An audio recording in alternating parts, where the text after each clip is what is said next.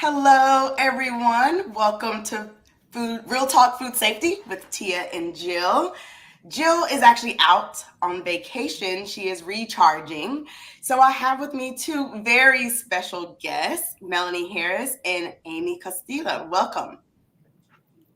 Hi, Tia. Thanks for having us. Of course. I am so excited to have you on the show today to talk about food safety culture, talk about C-Store. I think our audience will really enjoy this conversation because convenience stores are popping up everywhere where they are. I mean, obviously Casey's been around for a while, but convenience stores in general, I lived in New York City for a while, so like bodegas and places that are starting to carry more and more food are popping up, and they're being added to the food safety culture conversation. So I'm excited about today to dive in deep about that and just hear more about you two and how you all are tackling food safety culture. Awesome. And then I want to say hello to our audience. They are out there and listening to us. Please say hello in the chat. That's how we know you are here with us. Let us know where you are watching from. And then we're always looking for your comments and your questions and your perspectives. So please add those to the comments as well. And then Melanie and Amy, where are you two located? We're in Ankeny, Iowa. Iowa. Okay. So you all have been getting a lot of interesting weather. Yeah, spring in Iowa is interesting. That's one way to say it. So yeah, we got 70 degrees February, rain, snow in April. So we get a little bit of everything. Right, exactly. Yeah, the weather has been wild. But did you all see the eclipse? Were you all in totality?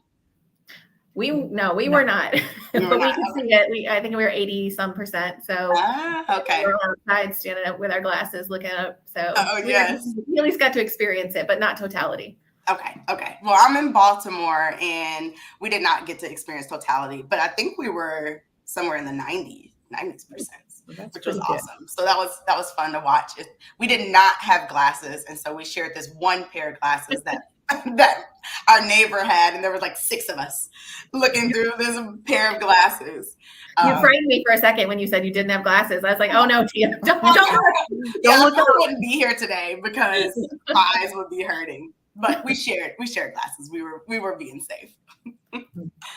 So welcome. For our audience, if this is your first time being here with us today, I'm Tia. I am the co-founder of Catalyst, and at Catalyst, we are on a mission to transform how we lead in food.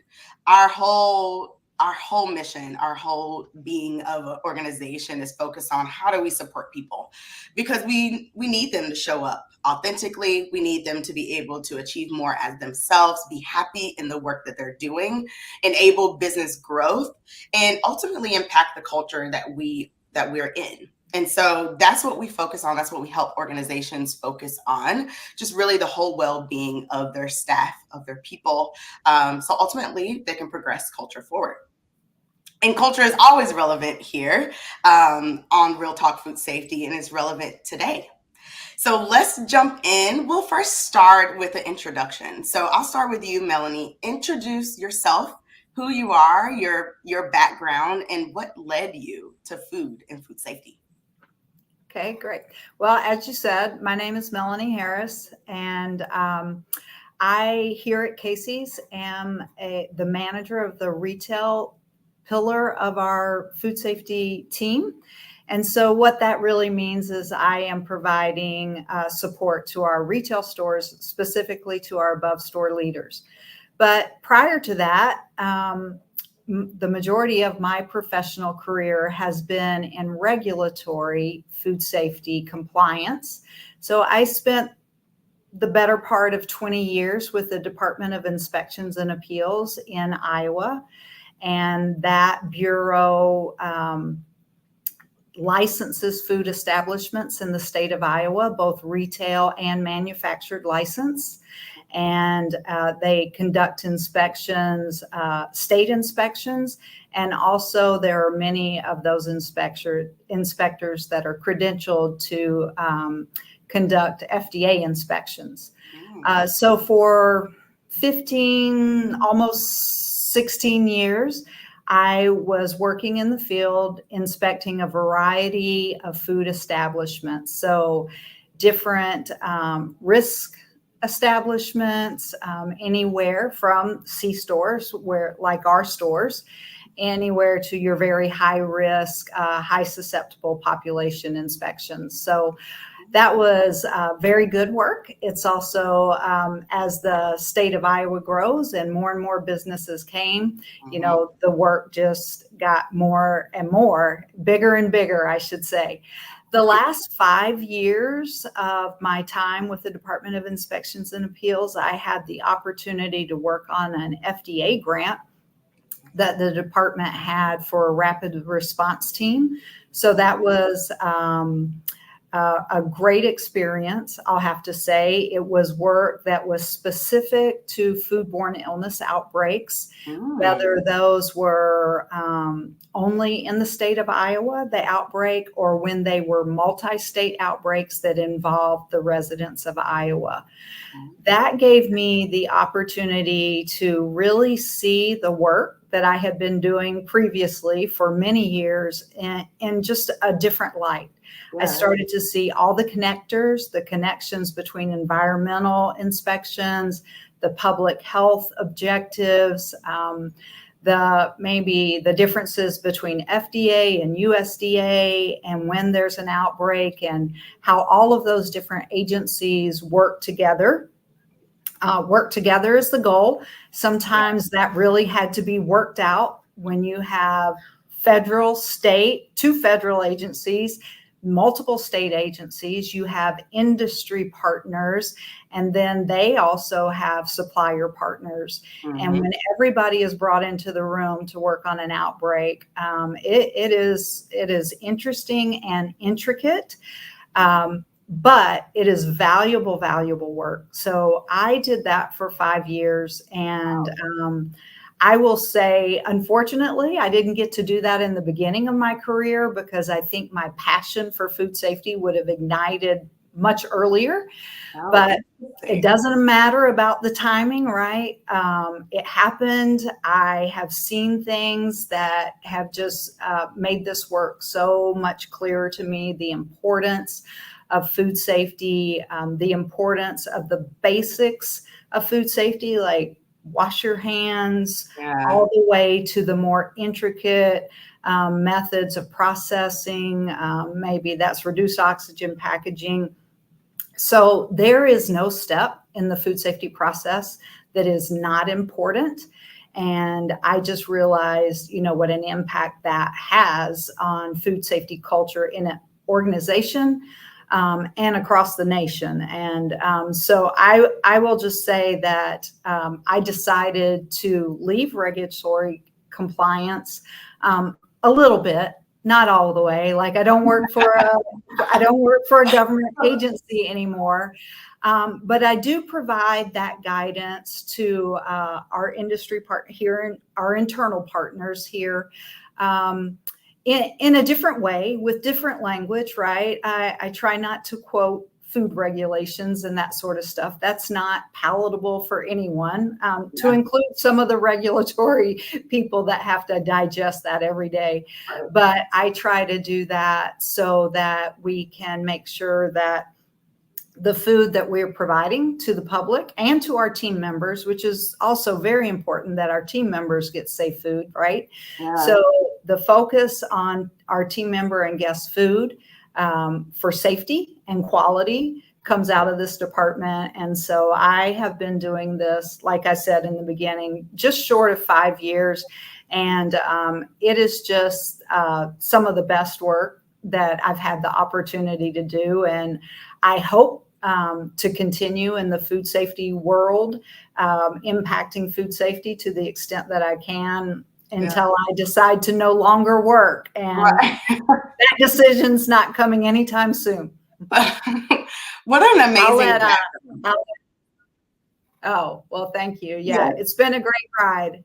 I kind of tripped into food safety, but it's just been the best ever. So I see the passion on your face just from your experience working on outbreaks and being able to connect it to, man, I want to make an even larger impact like being responsible, right? Like you're ultimately responsible for the food at Casey's, for how you are interacting, all of those different pieces as a part of your role. And so I see the passion on your face when you talk about like what type of impact you want to make in food safety.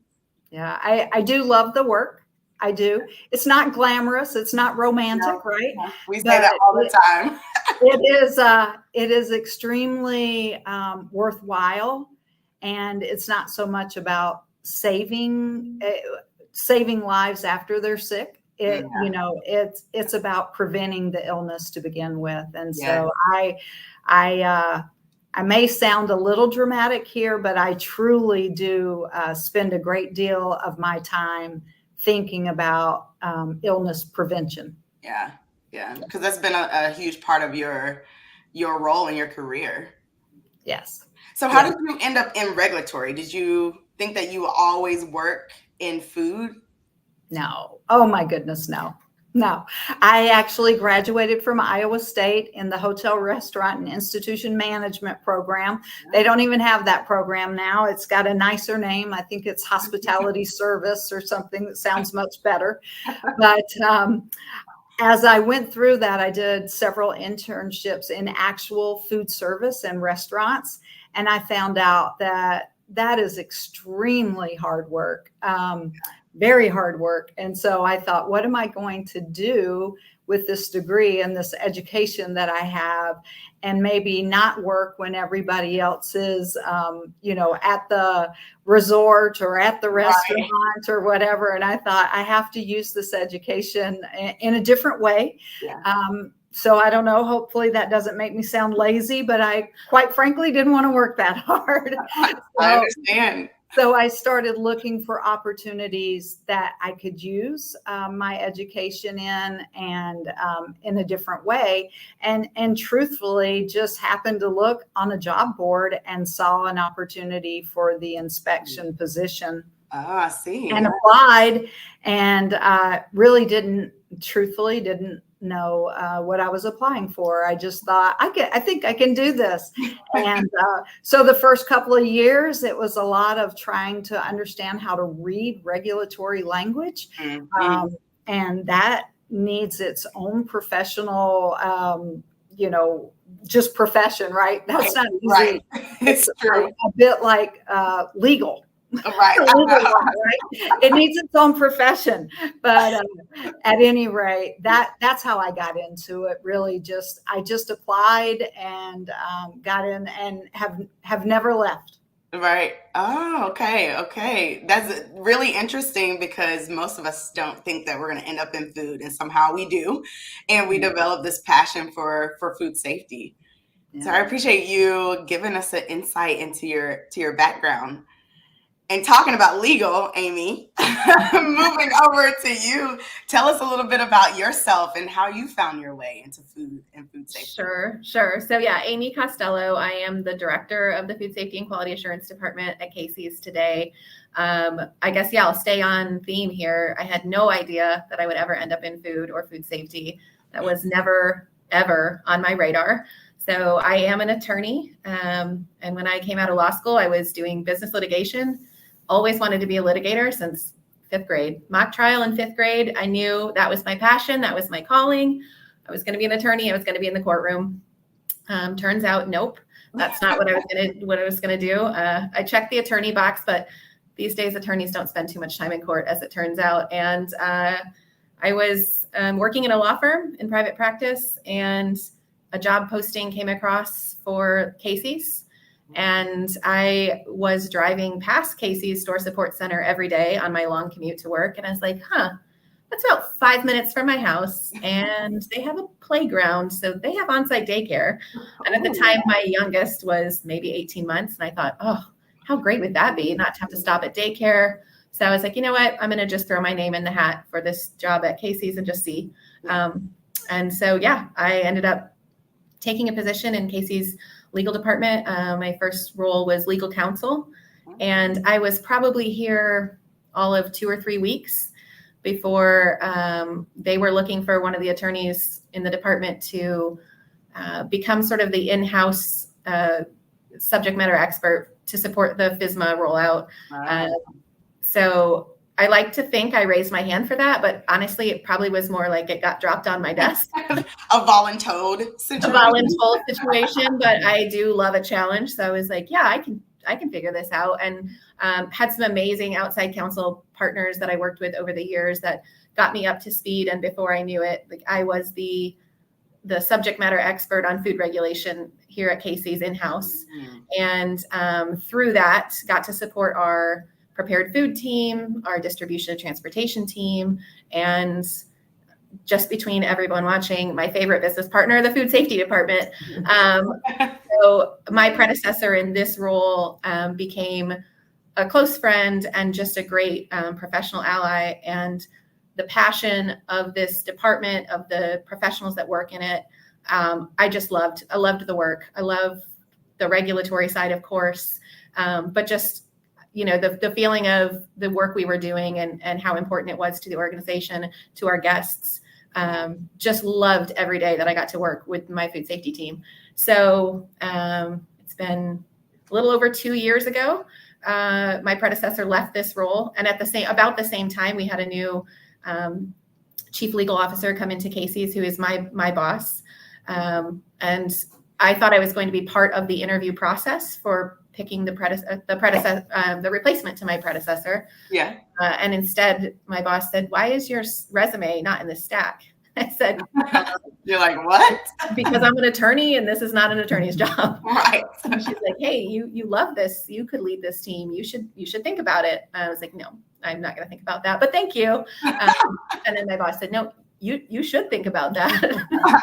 So I talked with my outside counsel, my food regulatory counsel, and said, "Is this crazy?" And she's like, "This is an amazing opportunity. You should consider it." So I did throw my hat in the ring, and now I've been in this seat for a little over 2 years, and it's the best decision I ever made, or the best decision that was suggested to me, right, that I relented to. I get to work with amazing, passionate professionals. I love that your first response back to Melanie is that you could see her passion, because it's exactly that. And Melanie was on this team when I was supporting it from the legal side. It's exactly that passion of Melanie and every member on my team. The passion for the safety of our guests and our team members. It just makes coming to work every day important, valuable work. And just, it's so fulfilling. So yeah, I never thought I would be sitting in any role related to food in any way, let alone, leading a team of food safety professionals. But yeah, it's been so great. It's been the most rewarding professional experience for me, for sure. That is awesome. It's such a unique path to food safety. Which you said that you wanted to be in a courtroom and work on litigation. I mean, sometimes it feels like in food safety, we're in a courtroom and we're having those conversations about why it's important to do this work over here, why it's important to prioritize this work over there. So sometimes it might feel like we're in conversations like that. It doesn't hurt to be comfortable making an argument. Right, exactly. It doesn't hurt my success in this role to have the argument if it needs to be had. But thankfully, I work with an organization that my leaders support me. I don't feel like I never feel like I'm in the courtroom, but we're always making the case, right? Always making the case for continually improving. We've never arrived. There's always more we can do. So always looking for those connections with our business partners to, how do we advance food safety culture in the organization? How do we advance our food safety practices? That's what we do day in and day out. We're always looking for that next step. Yeah, absolutely. And really our legal support is a fantastic supporter of food safety in organizations. We've had a conversation before about legal and food safety and our interaction. And we talk about all the time how legal is such an advocate for food safety because they understand risk and they're looking at risk in a different way, right? So just those different perspectives that you can bring to the organization. And it's nice that you have both, right? I'm sure Casey's is taking advantage of you having both experiences within the organization, because then, just the way that you think about risk and look at risk has an impact. Yeah, absolutely. Yeah. I want to say hello to Felix. Yes, you are in the right spot. We are talking about food safety culture within the C-store space. So let's talk a little bit more about food safety culture and just food within the space. It has rapidly evolved over the last few decades. And I would say even with COVID, like more people are getting food from C stores and from places that maybe hadn't historically thought about food. So I'm curious, how has that impacted the work that you all do when it comes around food safety and the different spaces that you play in within your organization? Yes, I think food has always been a huge part of Casey's. I think we're unique in the C-store space in that we've been doing pizza as part of our platform as we're famous for pizza for a very, very long time. So that's kind of always been built in at Casey's, but we definitely see that in the C-store space in the industry across our competitor group. You see more and more food, not only just quantity, but offerings, types of, food that you would typically see in either a grocery store or a QSR, or even, getting closer to, ready-made meals and things like that in some of our, in some of our competitors. So that is evolving rapidly just in the, 6 years that I've been in the C-store industry. The amount of food you see coming out of C-stores has definitely increased. I think you're right on there. Like I said, for us, in the time that we've been, Melanie and I, 6 and 5 years respectively in the C-store space, that's always been Casey's, right? We've always been, we say we're a restaurant that happens to sell fuel. So that's always been the story for us, but we see it with our partnerships across the C-store industry, the food safety and quality assurance space across the C-store space is a very collaborative, very collegial community. And, we hear the conversations. We're part of those conversations as we all face new challenges. We want to, roll out a new offering. What does that look like? How does that change the way that we handle the food, how that we think about the food, how our guests think about food? So I think it just keeps us all on our toes, because the C-store industry is in every aspect, not just the food aspect, but it's quickly moving. We're here for convenience and we respond to what guests want. So as that guest need changes, like you said, over COVID, we respond and we respond quickly. Right. So in our space, it definitely keeps all of us that work in the C-store food safety space on our toes. Yeah, that's so interesting, even to think about. I haven't worked in the C-store space. And so it's interesting to think about, those changes can happen rapidly when compared to food manufacturing and how they look at their consumers and their consumer insights in the way that change. You all have to respond a little quicker. And one great thing that you're pointing out is that Casey has been in the industry and have been selling food for a while. And so do you find that you all are able to pivot relatively quickly? I would say yes, yes. But I would add to that because of the highly creative culinary team that we have here, our food is always changing for the guest needs. When the guest speaks, our culinary team is responding to those.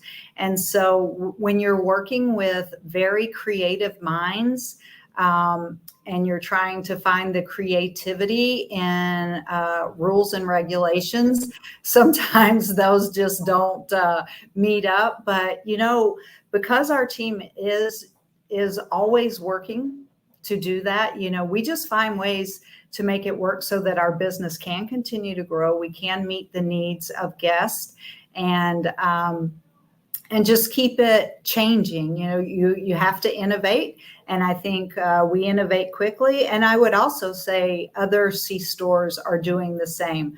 I go into those stores also, and I see that C stores really are becoming a shopping point, not an afterthought, but they are going to a C store to buy a particular item. And they're doing that intentionally. And so I think the C store, it will probably always be called a C store, but I think many C stores are really restaurants now.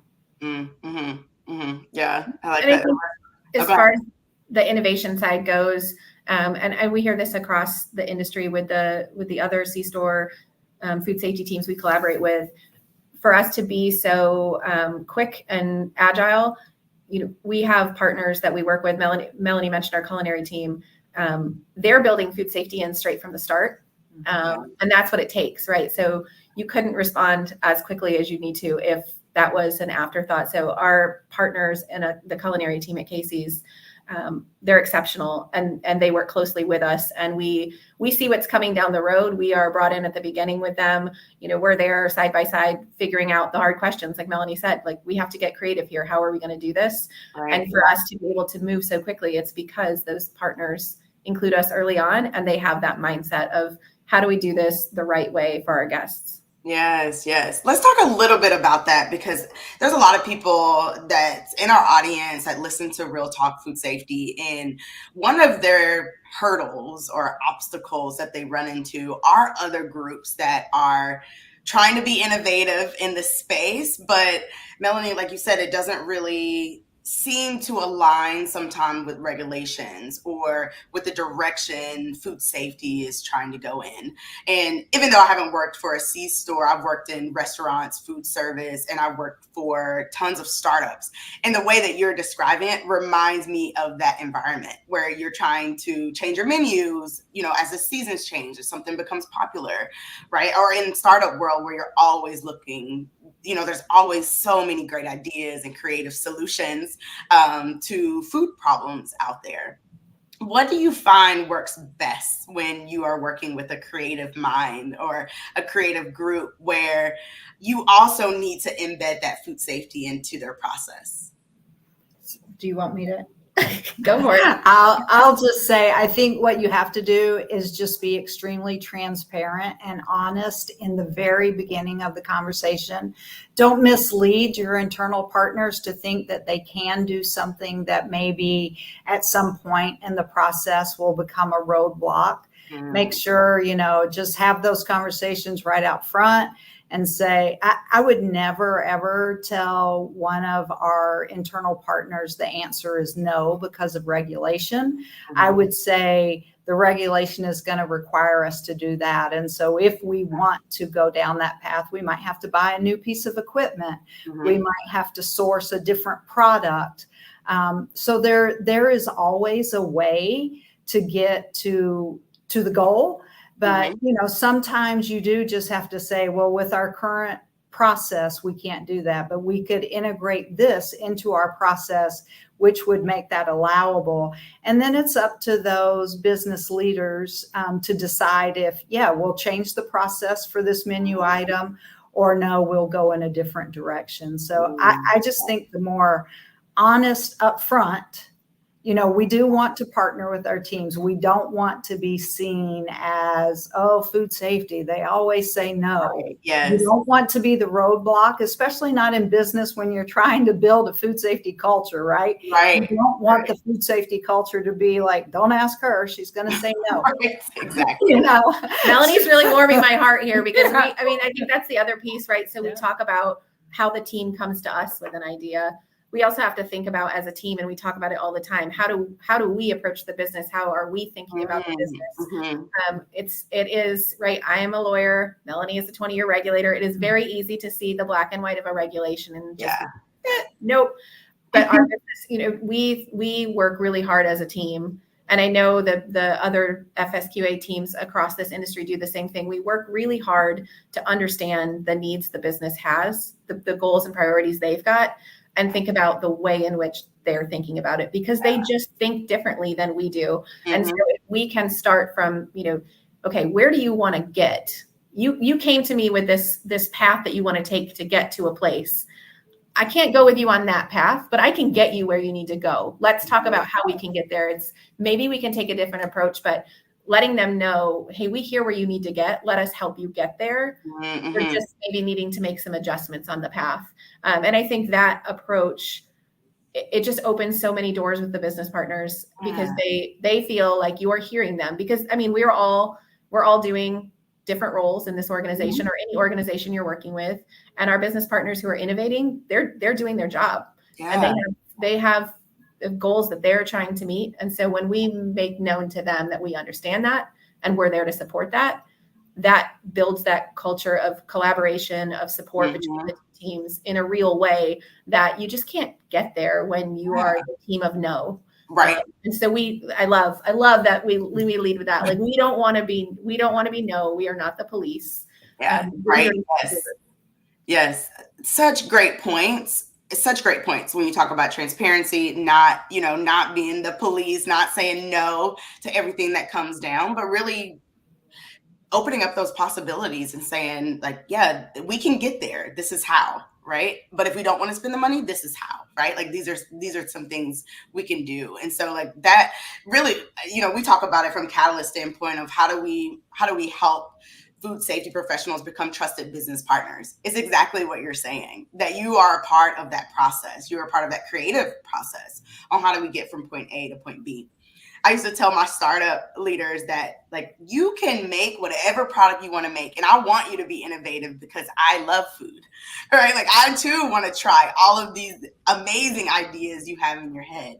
Let's just have a conversation about it early on, so we can talk about some of the things you all are mentioning, like how can we get there without having an issue with the FDA or the USDA or local authorities, without having an issue with consumers, right? Or with our product, all of those things. How do we protect while we are also being innovative? I love that. Yeah, and it really, for us, it all starts with the leaders of the organization, right? So, we have leaders that have opened that door for us, that have, told their teams this is a priority, and the teams that hear that message and include us, we're lucky to have that relationship with our leaders. So, I mean, we work across multiple spaces. Melanie is representing the retail side, but we also distribute and transport our food. So we have a distribution team. And then on the supply chain side, we're looking back at the suppliers. We're working with the prepared food team internally. And in all of those spaces, the leaders have opened that door for us and invited us in. So that's how we're able to, get in there and get in early and have those conversations. But, that doesn't happen overnight. That happens, from the hard work of not only the leaders, but the food safety professionals too. Again, talking about how we approach the business, how we present the information we have to present to the business. Right. Exactly. One other group, Felix, called out the frontline employees, the frontline workers. He had a fantastic question around the challenge for C-stores in restaurants, right? Is really this turnover that happens at the front line. His question is, what should a C-store maintain the persistence, or how can they maintain the persistence of a desirable culture among frontline employees? So that's Melanie's space. I will let her speak to the retail side. I think from our end on the store support side, there's a ton of focus internally on how we limit that turnover. And we have a great HR team here doing tons of work to hear the message from the store team members, understanding what they want to make Casey's the best place to work so that turnover decreases. Because we hear it all the way across the industry. Every competitor we interact with, and when we're at food safety conferences and we're sitting next to restaurants, same thing. Everyone's focused on that. So there's a big component of how do we address the turnover problem, because turnover is a problem. And so I'll let Melanie speak to what that looks like when, you have to deal with the reality of it on the ground. Yeah.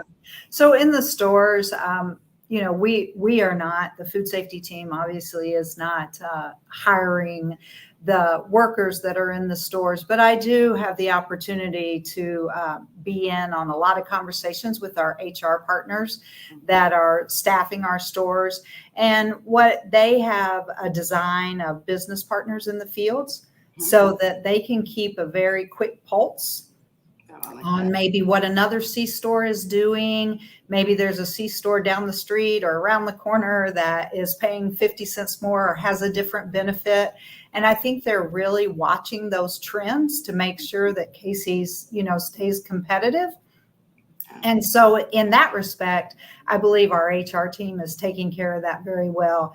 As far as the actual work that may entice a team member to come or not come or stay, excuse me. I think that just comes with, being comfortable in the space and knowing that those other C-stores, that the work is very, very similar. And so, but I believe that I'm not going to say our stores don't have the same turnover issues that other industries have.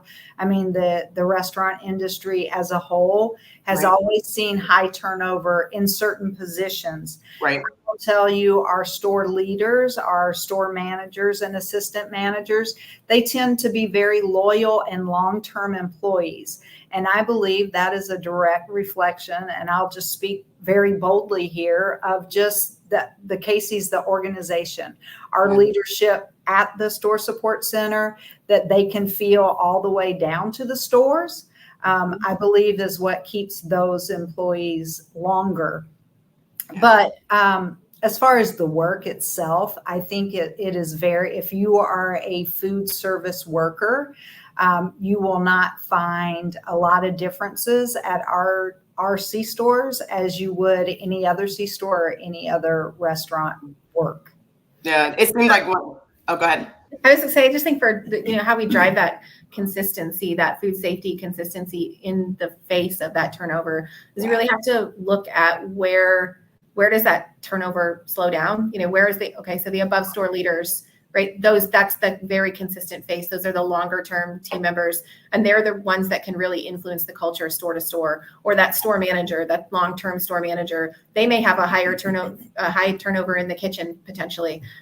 But if where that consistency is, if you can infuse the food safety at that level. And I mean, it's not just food safety, right? There's plenty of other areas in the business where there needs to be that consistency despite turnover that's in the restaurant industry or the C-store industry, and really supporting those drivers of culture that are the long-term faces. I mean, that's the best way that you can continue that consistency is find where that consistency happens at whatever level that is, and really build there and lean in with those partners to help them drive that culture and that consistency, even in the face of turnover. Yeah. There's so many great things that you all said with the answer to this question. A few things that stand out to me is really talking about turnover and really your partners in HR is really focused on, how do you prevent large amounts of turnovers happening in your space, but recognizing, right, like where in the organization is this turnover happening, and then where can we impact, right? Like our impact, and when we think about food safety culture, is at that level that's not seeing as much turnover. How do we make sure they are equipped with everything they need to be able to drive that culture home? Because we know, in the space, we talk about this all the time at Catalyst. It's because it's a part of our work, what prevents turnover from happening, and it's really around that culture aspect. And so to focus on your leaders, to focus on the people that are right there with frontline and making sure that they understand the culture of Casey's, making sure that they understand food safety and how it's integrated into their work, and making sure that they are clear, right? Then driving that piece down, right, into the organization or across their groups is so important. And it seems like have made an impact even within your stores and how food safety culture is even seen. Yeah, absolutely. Yeah. So let's talk a little bit about leadership, because Felix, like Tia, the leadership element. Yes, like we're obviously, right, our mission is to transform how we lead in food so that people become more people-centric. And you've mentioned a few times around how important it is for leadership to be there and to support. And a lot of times we think, this great leader is going to come in and, as long as they're a great leader, we'll be fine. But there's components of a person that makes them a great leader, right? And as you talk about your business partners that you work with, or even the leaders that are managing the stores, what qualities kind of come up around leadership and leadership skills that help support food safety culture in your initiatives?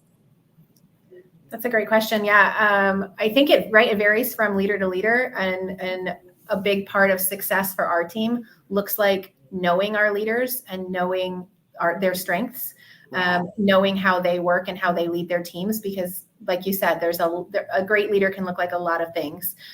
So, I mean, I start with my leader and the support that the FSQA team has from our chief legal officer it empowers us to do the work that we're doing. We feel that level of support from me all the way down through our team. We know that our leader at the top of our organization, that she has our back. Our chief legal officer makes her support of our work and our mission known to us. So I think that just outward show of support for the food safety professionals that are doing the work we're doing, I think that's key for us, because it empowers us to have these conversations with these other leaders, because we know, if there's a difficult conversation that needs to be had and we need that support, we're going to have it. So I think outward show of support is huge. It's big. And I think what I see consistently across all of the leaders that I work with at Casey's is that element of transparency. When I have to have a difficult conversation around, hey, I know you want to do something this way, kind of like what we talked about. You've got this idea of how to do it. I can't get you there that way, but let's try this other way. Yeah. I always find the leaders that I'm interacting with to be so transparent with me around the concerns they have, the struggles they have, what they're facing as a business team. And so that level of transparency and collaboration allows me to understand the challenges and solution accordingly, right? I might be offering a solution to them that is no solution at all because they just can't do it. Right. And so having that communication, collaboration, and transparency, I think that is what moves the needle for us. Yeah, that makes sense. Yeah. Yeah, really. Yeah. The transparency and as you're talking, I'm even thinking about like your groups have developed this safe space with one another, that you're able to have transparent conversations and talk about, like, even for you to say, like, what are you up against? Right? Like, hey, like someone has maybe even put this on my shoulder to come up with this innovative, like, I need your help to get there, right? Or, maybe the industry's moving here and we need to start putting pineapple on our pizzas. How do we do it? How do we get into this trend? But having those safe spaces and being able to have those conversations came to mind as you talk about the conversations that you are able to have amongst leadership within your organization. I will tell you, my comment about our leaders here is what I will say. I work primarily with our leaders that are in contact with our store teams daily. And that is the team of leaders that I am supporting. And so there are layers of leadership in our operations, just like there would be in any others. And so I think the best way that our team impacts the store itself, those store team members, down from the hourly part-time team member all the way to the store manager, and then you go to that above store leadership level, is just, I do work with those above store leaders, impacting them, talking to them about food safety, joining their team calls, taking their one-on-one calls, being able to answer their text when they feel stressed by food safety, and to provide them that support.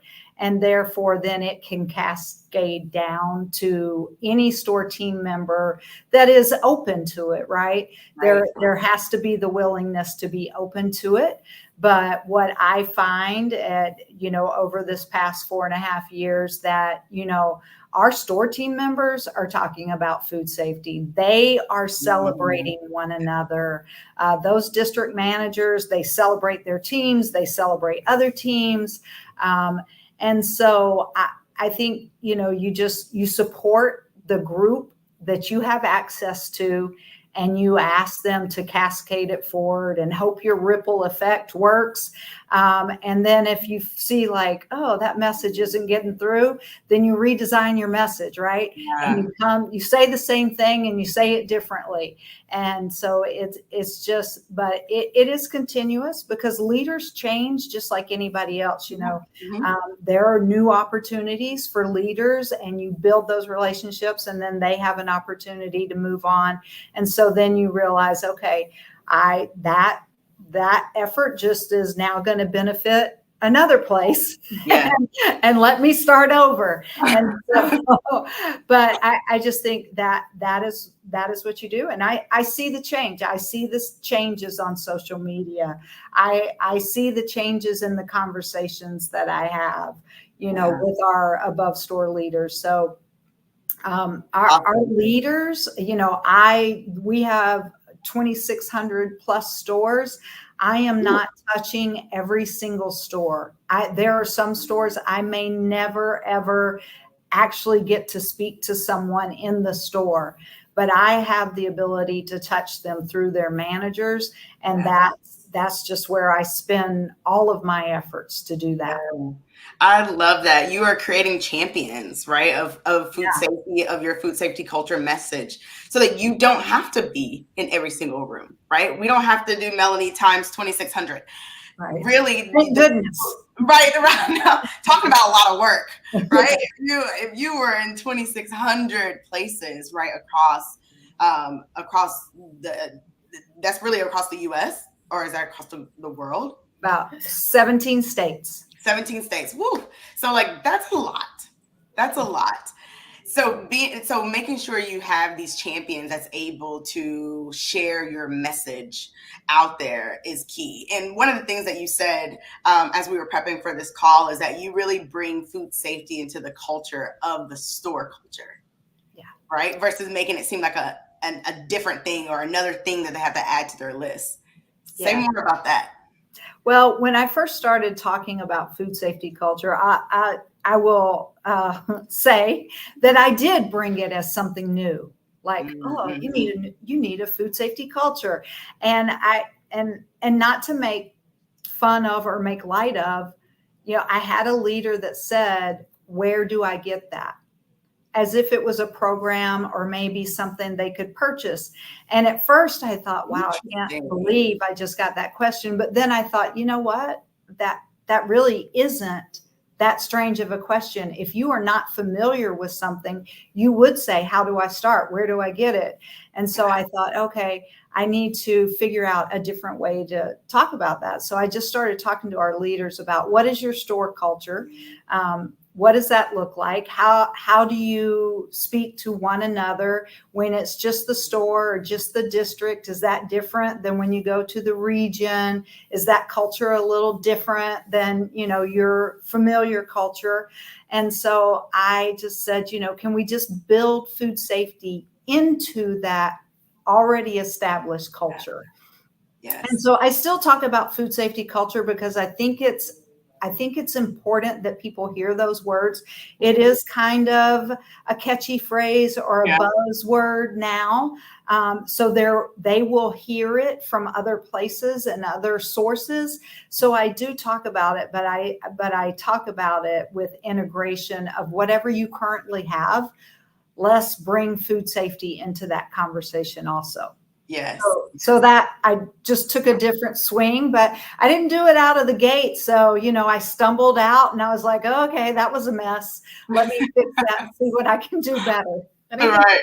Consistent with the conversation we hear across the industry when we get together as food safety professionals, whether it's, the C-store space or include QSR and restaurant, and that it's the same conversation we're all having is how do you make that part of the everyday culture? It can't be something separate, something layered over top. If it's not woven through, we're not doing it correctly. So how do we always make the food safe choice the right choice, the easy choice? And that's the kind of information we're collaborating across the industry on how is this working for you? What is moving the needle in your organization? Because as food safety professionals in the C-store space, we say, in every other way, our organizations are competitors, but there's no proprietary food safety. We are all in this together. We're all collaborating together because we're all working towards the same goal of keeping our community safe. And quite frankly, if one of us gets it wrong, it's bad for all of us. Right. Absolutely. It brings down the whole sector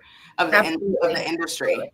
Yeah. I think that is fantastic. Like food safety is hard when you are trying to work in this box, right? That maybe someone has put you in because they think that you do just audits or you do just quality checks or food safety checks. But when that is incorporated and integrated really into the way you do work every day, sometimes you have to, I remember working in cultures that it is completely integrated. So before we have an audit, I have to just remind them on these are the food safety things that you talk about with an auditor, right? Like that's where you spend a lot of your time prepping for an audit is really around, they're going to ask you this is what it means when they ask you that versus your whole job is different, right? Just because food safety is there. And that's really not what we want to see when it comes to food safety culture, or honestly, any technical culture, safety culture, people culture, right? It's all integrated into the culture that we have.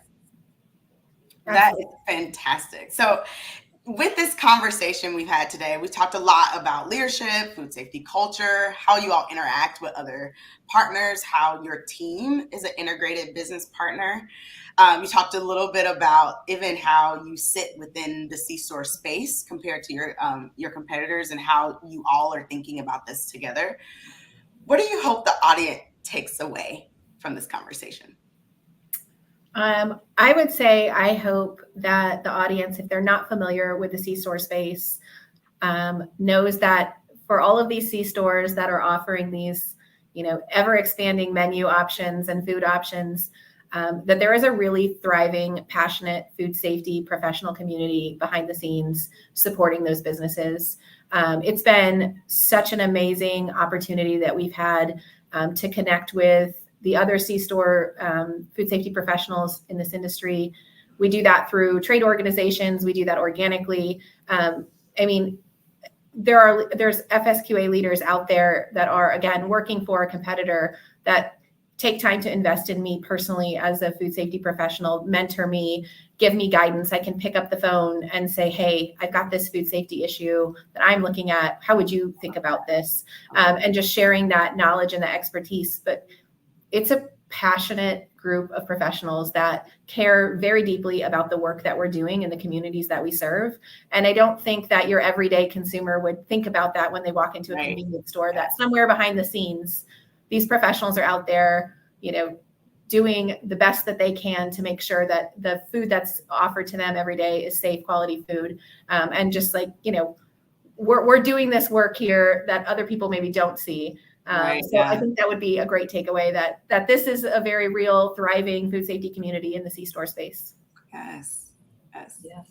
Melanie, I think I would want people to take away from this is that much like Amy just said, that there are food safety professionals working with the food in the C-store space, but also to know that, this industry is growing. The C-store space, let's hope it's not going away. We're all depending on that. Yes, we are. But it is growing, and the food options are already really great. I expect they will only continue to hold that same standard or even become better. And so, if you have a C-store in your area and you've never gone in there because you have maybe an image of what C-store food is, I would say walk inside and see. Maybe you will change your mind. I bet you will. And if you don't, and you're still looking for that traditional packaged C-store food, it's there too. And that food is also being monitored for safety. So it's not only prepared foods that we are looking into and verifying. We are working with packaged food suppliers also to ensure that that food is safe. So I would say that the C-store industry is working hard every day, Saturday and Sunday too, to make sure that the food that is in stores, and particularly in our stores, is safe for guests and team members to consume. The last takeaway I would want you to have from me is if you are ever in an area where you are near one of our stores, I would encourage you to come in and grab a slice of pizza from the C-store, because whatever your thought about pizza from the C-store is, if you buy a piece from our store, you will be pleasantly surprised. It's the best.